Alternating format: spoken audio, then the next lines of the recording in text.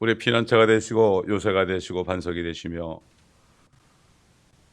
우리를 도우시는 우리 하나님 아버지, 이 아침에도 저희가 험한 세상에 살면서 하루를 살기 전에 먼저 나와서 주님의 이름으로 모여서 주님을 찬송하고 생명의 말씀을 우리 마음에 받아 오늘도 풍성한 가운데 생명을 누리며 살기 위하여 왔사오니 하늘을 활짝 열어 주옵시고 우리에게 은혜와 평강으로 채워 주시옵소서. 잠들어있는 모든 다른 지체들에게도 동일한 은혜를 주시고 저들도 오늘 하루를 기도로 시작하여 아버지 하나님이여 성령의 인도함을 받는 모두가 되게 도와주옵소서. 감사드리며 우리 구주 예수 그리스도의 이름으로 기도드리나이다. 아멘. 자, 시편 101편을 보겠습니다. 내가 자비와 공의를 노래하리이다. 오 주여, 내가 주께 노래하리이다. 내가 온전한 길에서 지혜롭게 행동하리이다. 오 주께서는 언제 내게 오시겠나이까? 내가 온전한 마음으로 내 집에서 행하리이다. 내가 사악한 것을 내 눈 앞에 두지 아니하리이다. 내가 타락한 자들의 행위를 미하오니 그것이 내게 붙어있지 못하리이다. 완고한 마음이 내게서 떠나리니 내가 사악한 사람을 알지 아니하리이다. 자기 이웃을 은밀히 헐뜯는 자는 누구든지 내가 끊을 것이요 눈이 거만하고 성음이 교만한 자는 자를 내가 참지 아니하리이다. 내 눈이 그 땅의 신실한 자들 위에 있으니 그들이 나와 함께 거할 것이요 온전한 길로 행하는 자가 나를 섬기리이다. 속이는 자는 내 집에 거하지 못하며 거짓말을 하는 자는 내 목전에 머물지 못하리이다. 내가 아침에 그 땅의 모든 악인들을 멸하리니 내가 모든 행악자들을 주의 성읍에서 끊어지게 하리이다. 처음 1절부터 4절까지는 다윗이 자기의 마음을 주께 드리는 그러한 기도입니다. 자기가 어떤 왕이 되어야 될지 거기에 대해서 하나님 앞에 고하는 기도입니다. 근데 5절부터 마지막 절까지는 갑자기 결국 우리 주님에 대한 그러한 기도가 나옵니다. 우리 모든 성도들은 하나님의 전신갑주를 다 입고 그 다음에 성령 안에서 기도해야 됩니다. 다윗은 항상 자기 기도를 시작했지만 기도를 하다 보니까 성령께서 그 입을 사용해 가지고 앞으로 오실 우리 주 예수 그리스도에 대한 예언을 하게 했습니다. 그래서 이 시편이 하나님의 말씀으로 기록된 겁니다. 우리 주님께서도 부활하셔서 제자들에게 모세율법과 선지서와 시편에 나에 관하여 기록된 모든 말씀이 이루어져야 한다, 그렇게 말씀하신 거죠. 그래서 우리도 기도하다 보면은 성령께서, 처음에는 내 생각으로 기도를 하는데 기도하다 보면은 성령께서 우리의 마음을 사로잡고 우리의 입을 사로잡아서 생각지 않은 기도가 나옵니다. 이게 성령 안의 기도입니다. 이게 진정한 기도입니다. 이게 내가 뭐를 해야지 그래가지고 내 생각으로 하는 거는 그건 간구지 기도가 아닙니다. 진짜 기도는 성령께서 나를 완전히 사로잡을 때까지 그렇게 하는 게 진정한 기도가 되는 거죠. 다윗은 항상 그러기 때문에 기도하다 보니까 자기 기도를 했는데 하나님이 자기 입을 사로잡아서 말을 하게 하니까 어떻게 하나님께서는 나의 입을 사용하여 말씀하시나이까, 이런 식으로 또 기도한 내용이 시편 어디에 보면 있습니다. 그렇기 때문에 우리는 이것을 알면서 성경을 보지 않으면 여기 나타난 그 주님에 대한 이야기를 알 수가 없습니다. 5절부터 8절까지는 쉽게 얘기해서 주님이 이 땅에 오시게 되면은 그 성읍에서 모든 행악자들을 다 끊어버릴 것이다. 이러한 예언의 말씀이 들어 있는 것입니다. 사실 5절부터 8절까지의 말씀대로 행할 수 있는 사람은 이 세상에 아무도 없습니다. 그렇기 때문에 우리는 이걸 알아야 됩니다. 다윗조차도 그렇게 할 수가 없었습니다. 자기 자신이 올매에 빠지기도 하고 음행죄도 짓게 되고 살인도 하게 되고 결국 이렇게 됐기 때문에 결국 이 5절부터 8절까지는 주님이 오실 때 이루어질 일을 여기에 말씀하신 거죠. 자기 이웃을 은밀히 헐뜯는 자는 누구든지 끊을 것이다. 지금 이 세상에서는 지금 아직까지 은혜 시대가 계속되기 때문에 그렇게 해가지고 끊어진 사람 없죠. 눈이 거만하고 마음이 교만한 자를 또 내가 참지 아니할 것이다. 그때는 다 주님께서 제거해 버립니다. 주님이 이 땅에 오셔서 통치하는 기간에는 제거한다고요. 이 세상이 말이죠. 세상이 네 가지 세상이 있어요. 이전 세상이 있어요. 이전 세상에 뭔가 하면은 창세기 1장 1절에 태초에 하나님께서 하늘과 땅을 창조하셨다 그랬고, 그리고 땅은 흑암 중에 있고 그 물 속에 있었다고 그랬죠. 이전 세상이에요. 그게 아담이 창조되기 전에 이전 세상이에요. 그렇다고 거기 사람이 있었다는 얘기 아닙니다. 사람은 첫사람이 아담이에요. 그게 이전 세상이 물이 범람해서 망했다, 이런 말씀이 나오기 때문에 우린 그거밖에 몰라요. 그 다음에는 옛 세상이 있어요. 천년이 지난 다음에 그 옛 세상이 있죠. 그 소돔과 고모라 이전에도 그 노아 때 바로 옛 세상이다. 그래서 하나님께서 옛 세상을 심판하시고 다 쓸어버리고 8명밖에는 살려주지 않았다. 옛 세상이다. 또 그 다음에 현 세상이 있습니다. 현 세상, 우리가 사는 현 세상이 있다고요. 이 현 세상이 끝날 때 주님이 오시게 되면 결국은 똑같이 노아 때와 같이 심판할 것이다, 이렇게 말씀했죠. 특별히 지난 2000년 동안은 은혜 시대입니다. 은혜 시대인데 누구든지 예수 믿으면은 은혜로 구원받게 하는데, 그 반면에 이 세상은 점점 악하게 되어서 이 현 세상은 사악한 세상이다.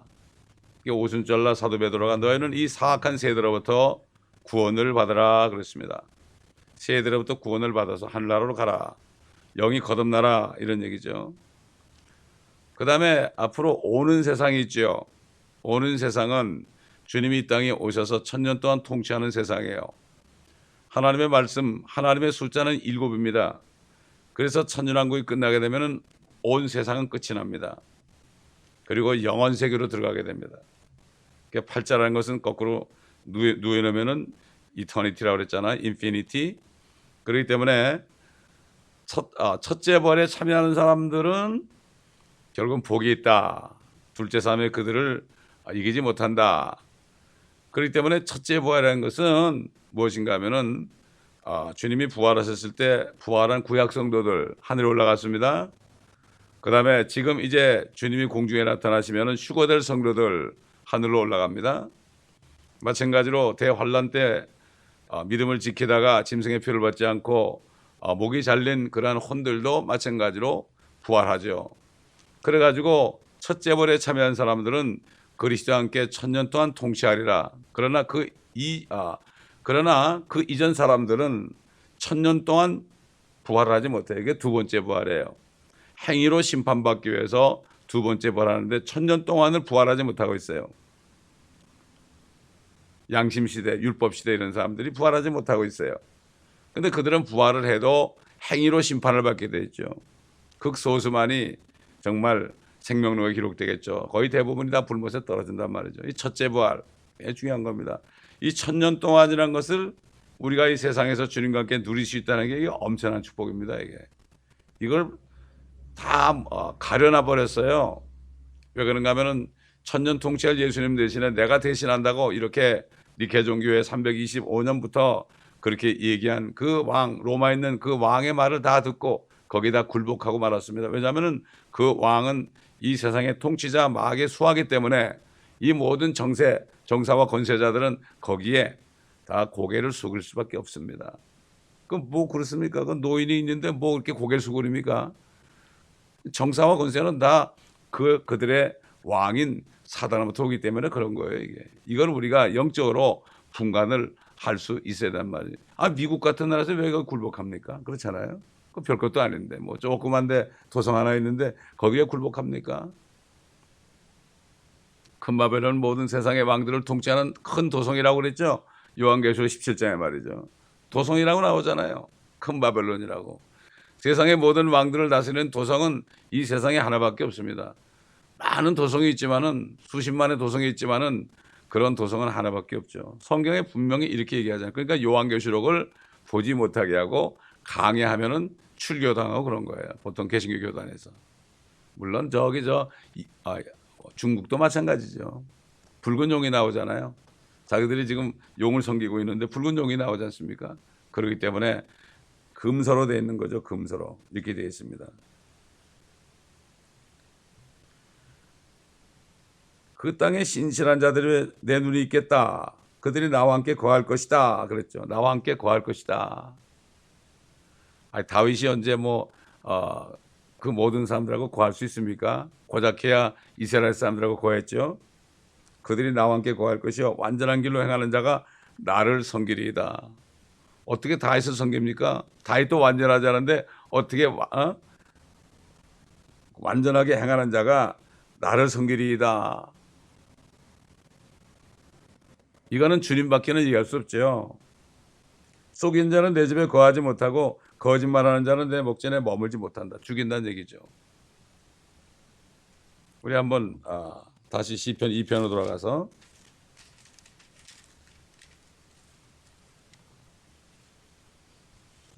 이 편 9절 보면 네가 그들을 철장으로 깨뜨릴 것이며 토기장이의 질그릇같이 산산이 부수리라 하셨도다. 그랬죠.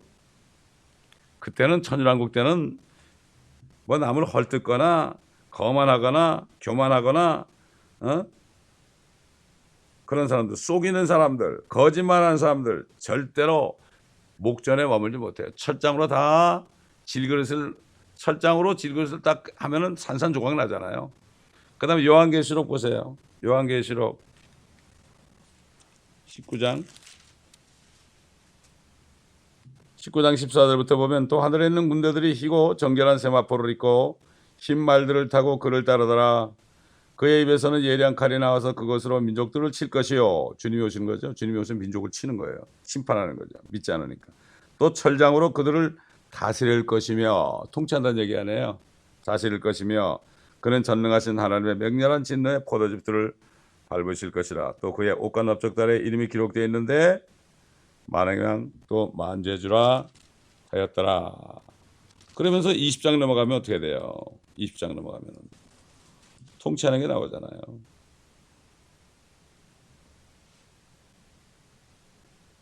사절 보니까 또 내가 보좌들을 보니 그들이 그 위에 앉았는데 심판이 그들에게 주어졌더라. 또 예수에 대한 증거 하나님의 말씀으로 인하여 목배임을 당한 사람들의 혼들도 보았는데 그들은 그 짐승에게나 그 형상에게 경배하지 아니했을 뿐만 아니라 그의 표를 그들의 이마 위에나 손에도 받지 아니하였더라. 그러므로 그들은 살아서 그리스도와 함께 1000년을 통치하더라. 그러나 죽은 자들 가운데서 그 나머지는 1000년이 끝날 때까지 다시 살지 못하리라. 이것이 첫 번째 부활이라. 첫 번째 부활에 참여하는 자는 복되고 거룩하도다. 둘째 사명에 그들을 다스리는 권세가 없고 오히려 그들이 하나님과 그리스도의 제사장들이 되어 1000년 동안 그와 함께 통치하리라. 또 계시록 5장 가보셔서 또 같은 말씀이 자꾸 반복되죠.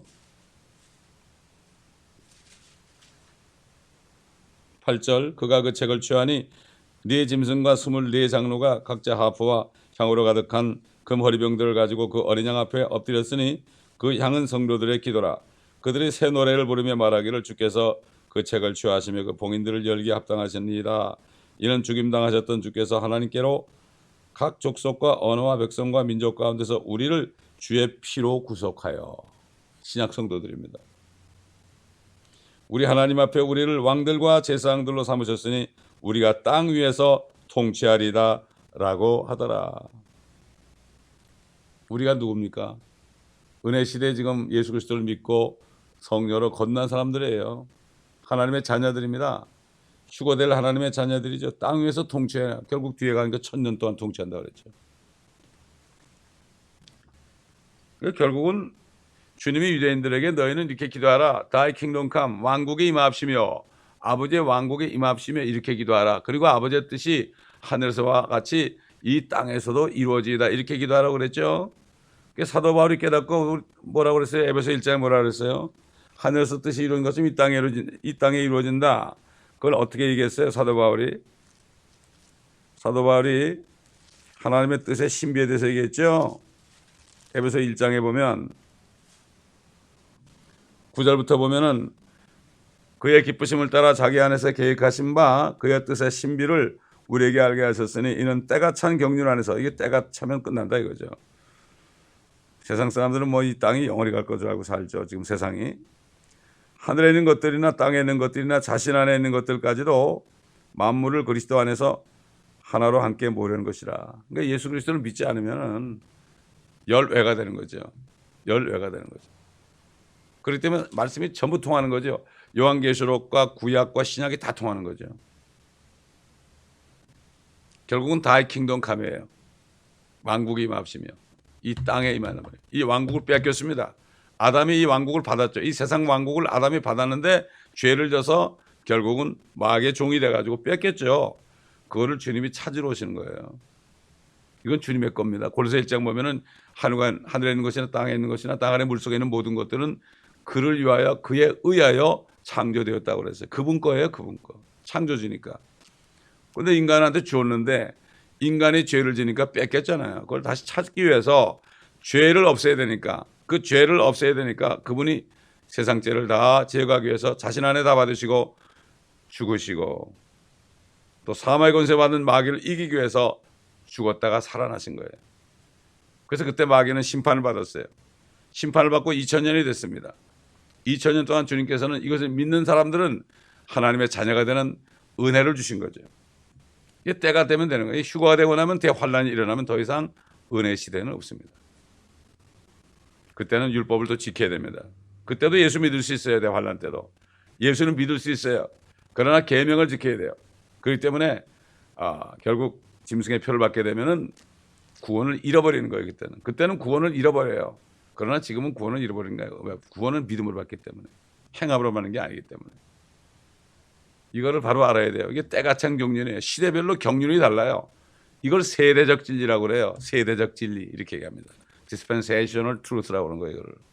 이거를 세대적으로 잘 나눠서 공부하지 않으면은 엉뚱한 얘기가 나오고, 옛날에 우리 조상도 예수 안 믿어서 다 지옥 갔다는 얘기가 나오는 거예요.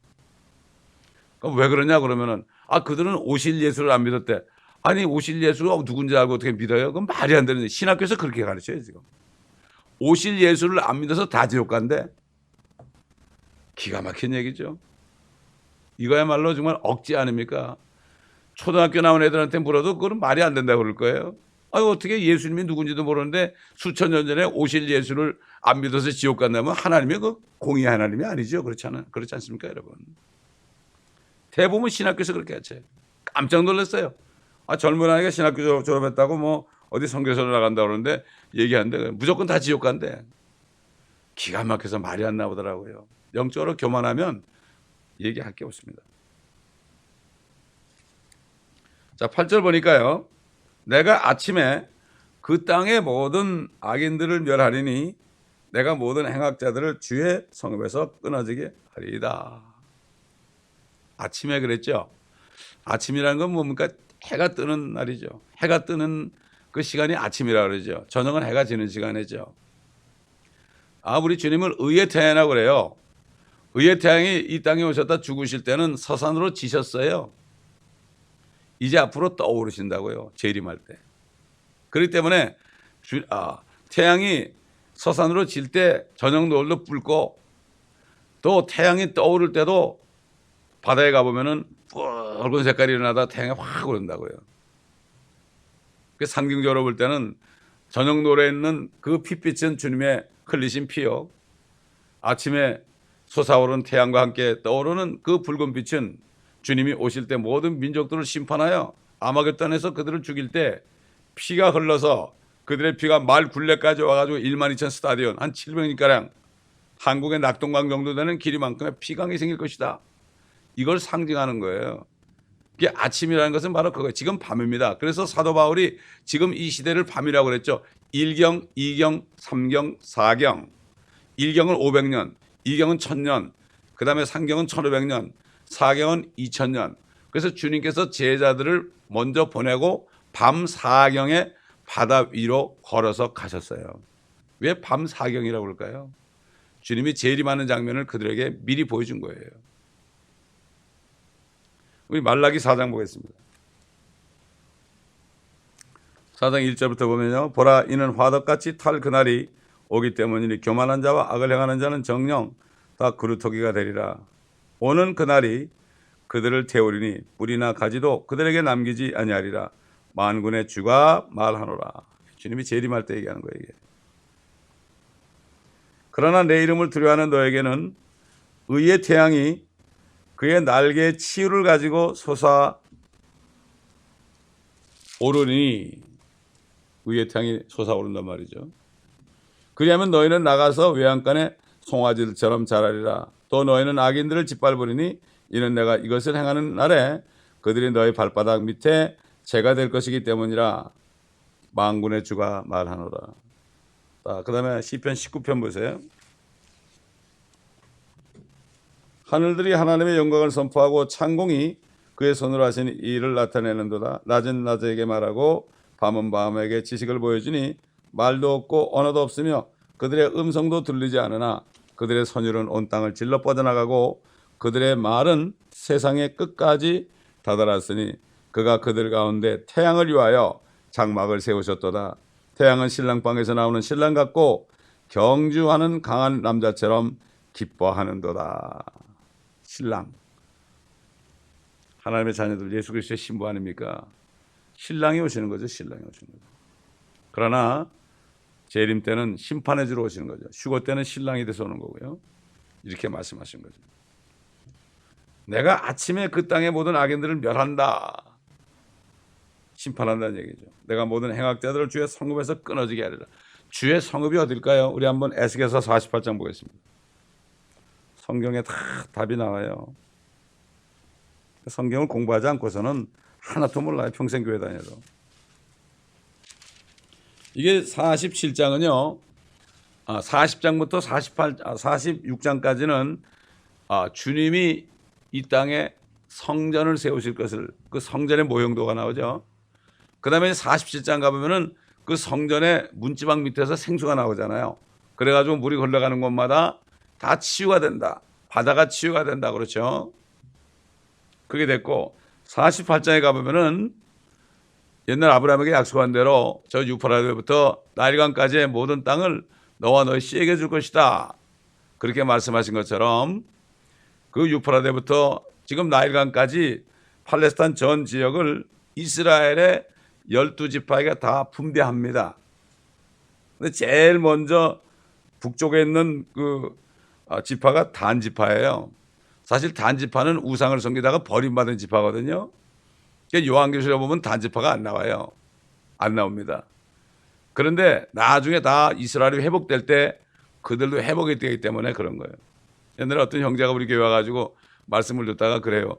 목사님 민수기에 나오는 12지파하고 요한계시록에 나오는 12지파하고 에스겔서에 나온 지파가 다르대요. 그러더라고. 이게 성경을 공부하다 보면 이거 의문이 생기는 거예요. 공부를 안 하면 뭐가 뭔지 아무것도 모르죠. 그래가지고 12지파를 딱 해가지고 지금 뭐 팔레스타인 땅을 내놓으라고 지금 유엔도 그러고 미국도 그러고 지금 뭐 계속 그러잖아요. 지금 이슈가 뭐예요? 지금 이슈가 이스라엘은 예루살렘을 내놓으라. 이전 6.1 전쟁 이전으로 가라. 하나님이 주신 거거든요. 왜냐하면 예루살렘은 이방인의 때가 끝날 때까지 짓밟히려 했거든요. 결국 예루살렘을 그들이 반을 탈환했다는 것은 이방인의 때가 거의 끝났다는 얘기예요. 다시 말해서 이방인들이 구원받을 기회가 거의 없어지는 거죠. 유대인들이 구원 많이 받아요. 밖에 나가 전도해 보면 말이죠. 한국 사람을 포함해서 이제 예수 믿기 힘들어요.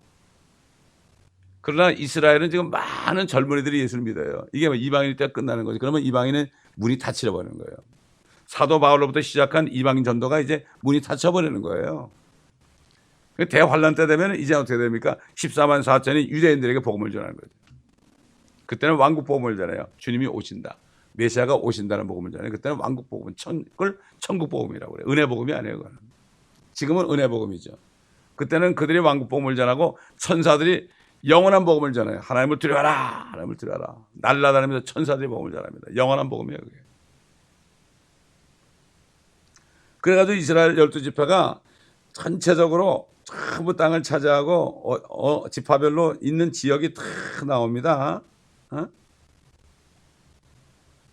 그래서 15절부터 보면 48장 15절 보면은 이 2만 5천 맞은편에 남아있는 너비 5천은 성읍과 거주 지역과 외곽으로 삼는 속된 곳이 될 것이요 그 성읍은 그 중앙에 있으리라. 그 규격은 이러하니 북편은 4,500이요 남편도 4,500이며 동편도 4,500이요 서편도 4,500이라. 또 성읍의 외곽은 성읍이 나오죠. 북으로 250이요 남으로 250이며 동으로 250이며 서로 250이 되리라. 거룩한 구역의 예물 맞은편에 남아있는 땅 길이는 동쪽으로 1만이요 서쪽으로 1만이 되리라. 이곳은 거룩한 구역의 예물 맞은편에 있을 것이며 그 땅의 소산은 성읍에서 종사하는 자들을 위한 식량으로 삼을지니라.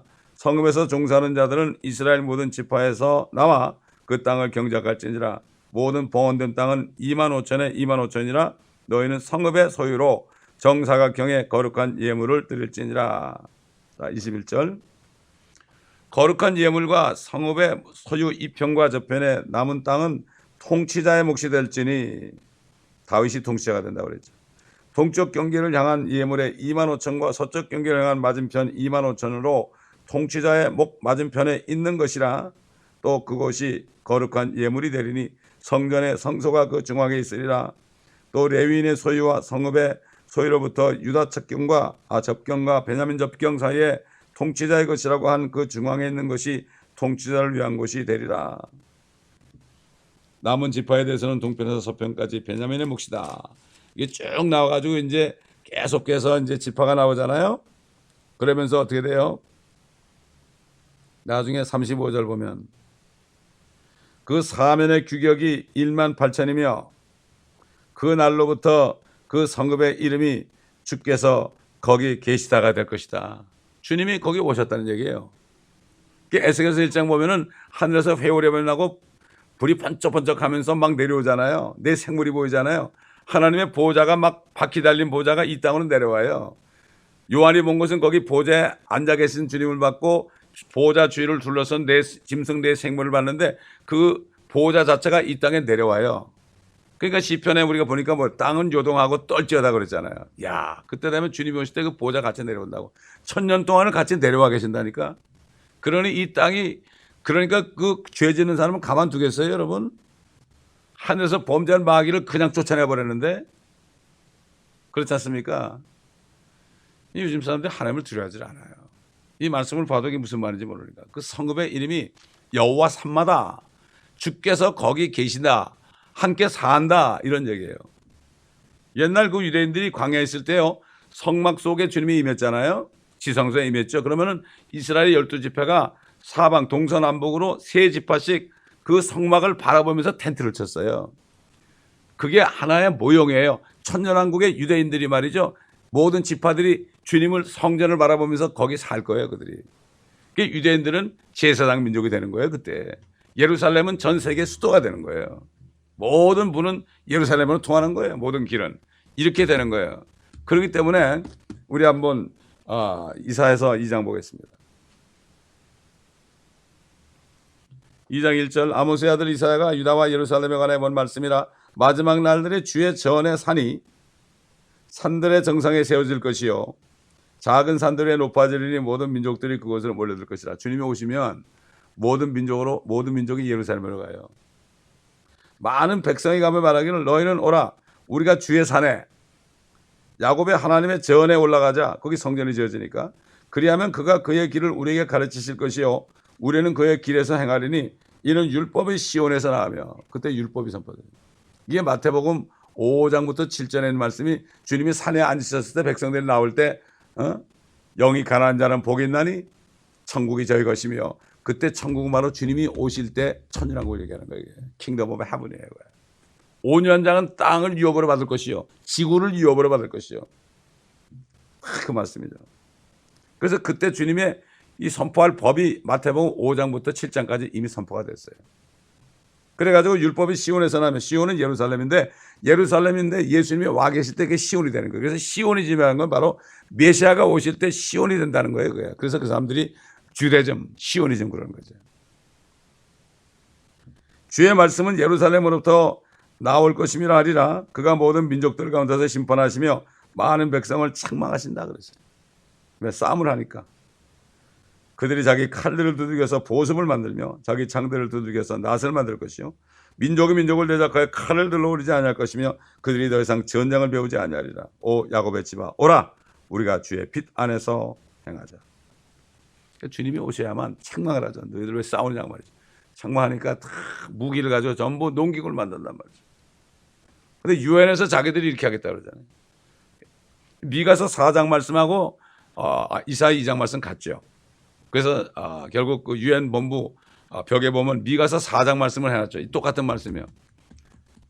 무기를 만들어서 무기를 가지고 전부 쳐서 낫을 만들고 보습을 만든다. 전쟁을 연습하지 않겠다. 그래서 유엔이 이 땅에 세워진 1948년인가요? 그게 세워진 목적이 뭔가 하면 이 땅에 전쟁을 없애겠다 그런 거예요. 그게 국제연합을 세운 거예요. 국제연맹을 했다가 나중에 국제연합으로 된 거죠. 그러나 유엔이 생긴 이후로 전쟁은 계속 많아졌지 없어진 날이 지금 요즘은 전쟁이 없는 날이 하루도 없습니다. 어디선가 테러가 일어나요. 총격이 일어나고. 유엔이 뭐 어떻게 합니까? 주님이 오셔야만 되는 거죠. 화평의 왕이 오셔야만 되는 거예요. 심판의 왕이 오셔야 되는 거예요. 만왕의 왕이 오셔야만. 나라 연합이 아니라 주님 홀로 왕이신 그 시대가 와야만 아무도 전쟁할 필요 없죠. 나라가 없어졌는데 모든 민족들의 왕이 주님인데 이렇게 되는 겁니다. 이게 우리의 소망이에요. 그때 우리가 받을 유업을 누려야 되는 거예요. 10문화 남긴 사람은 10곳을 다스리고 5문화 남기는 5곳을 다스리는 거예요. 이게 누가복음 19장에 있잖아요. 이것을 깨달으면 되죠. 제가 이 중남미 다니면서 저 콜롬비아라든가 유카탄, 멕시코라든가 이런 데 가가지고 신학생들을 이렇게 가르칠 때 이런 얘기를 하면은 전혀 못 들어봤다는 거예요. 이런 얘기를. 눈이 둥그래가지고 말이죠. 신학교에서 안 가르치는 거예요. 그럼 뭘 하란 말이에요, 그러면.